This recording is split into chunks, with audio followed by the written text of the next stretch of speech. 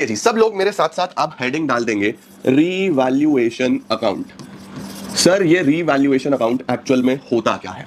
देखो बच्चों, कल भी हम लोगों ने रीवैल्यूएशन अकाउंट की बात करी थी रिजर्व्स के अंदर। सर ये रीवैल्यूएशन कहां यूज हुआ था? आपको याद है? जब एक लाइबिलिटी अराइज हुई है ना, जैसे वर्कमैन कंपनसेशन का क्लेम निकला।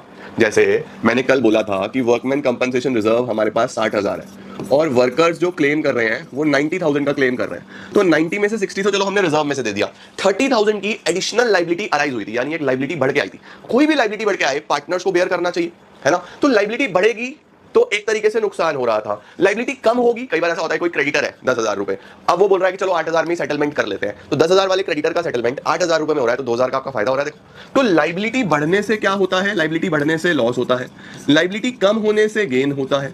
सीधी सीधी सी बात है ना भैया, कि अगर लाइबिलिटी बढ़ रही है तो घाटा हो रहा है, लाइबिलिटी कम हो रही है तो फायदा हो रहा है। इसी तरीके से एसेट अगर बढ़ जाए, अगर मेरा लैंड 1 लाख का था, आज उसकी वैल्यू 2 लाख, 3 लाख, 5 लाख हो गई,